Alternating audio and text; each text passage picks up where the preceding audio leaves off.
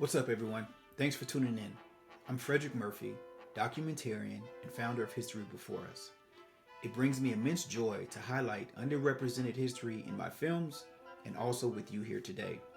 To stay up to speed on when new videos drop, make sure to subscribe and share. It would be greatly appreciated.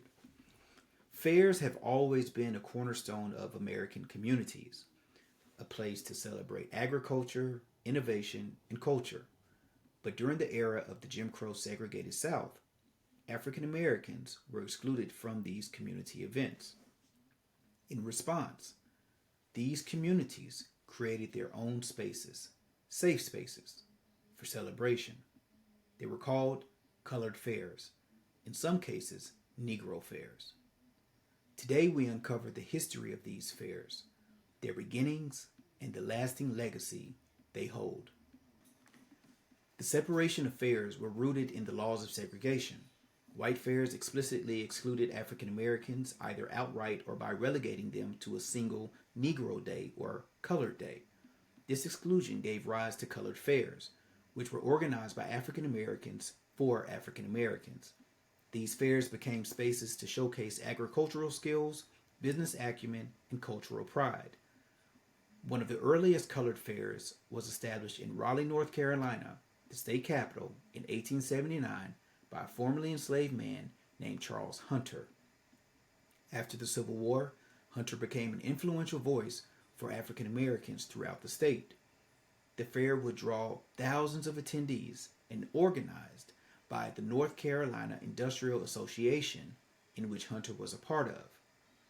The event showcased African American excellence in agriculture, education, and various industries. The fair was not just a social gathering, but a platform for progress, emphasizing self-sufficiency and pride.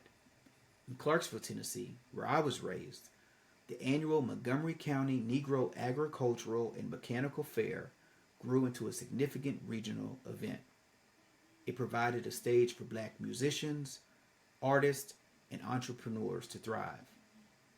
People from the neighboring state of Kentucky would also attend this fair. I grew up in Clarksville and had the pleasure of erecting a historical marker with others acknowledging the fair, and Pope G. Garrett Sr., a local businessman and the board secretary of the fair. These fairs became symbols of resilience and defiance in the face of systemic racism, not only in the South, but northern states as well. Colored fairs were more than just about agriculture. They became celebrations of black culture and innovation. In Lexington, Kentucky, the colored fairs started in 1869 by the Lexington Colored Agricultural and Mechanical Association. It became a multi-day event featuring horse racing, a cornerstone of Kentucky's identity, but now with black jockeys and trainers taking center stage. Cash prizes were given to winners in categories from livestock and racing to music and floral displays. In Columbia, South Carolina, the state capital, the Palmetto State Fair highlighted the achievements of African American schools, showcasing student artwork and academic projects, amongst others. These fairs were community hubs, uniting people across counties and states to share knowledge and build connection, networking at its finest. Now we will switch gears to the intentional act of resistance. We're going to head down to the big old state of Texas. The history of protest at the State Fair of Texas was rooted in broader struggle for civil rights, racial equity, and social justice. Since its founding in 1886, the fair had become a staple of Texas culture, but it had also faced significant criticism for perpetuating racial segregation and discrimination. The legendary Juanita Craft was an NAACP Youth Council advisor for the Dallas branch.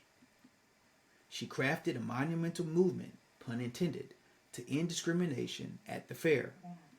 The goal was to assure that any person of any race could participate on any day they choose, which was steeped in full autonomy. Their actions inspired further protests in other segregated sites across the city.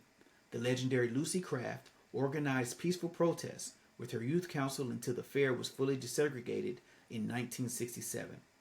As segregation laws began to dismantle, Many colored fairs face challenges in sustaining attendance and funding. The colored fairs of the Jim Crow South were not just a response to exclusion, but a triumph of community, culture, and resilience. They remind us of the power of unity in the face of adversity and the importance of preserving and honoring our history. Until next time, let's continue to uncover these stories that shape our world.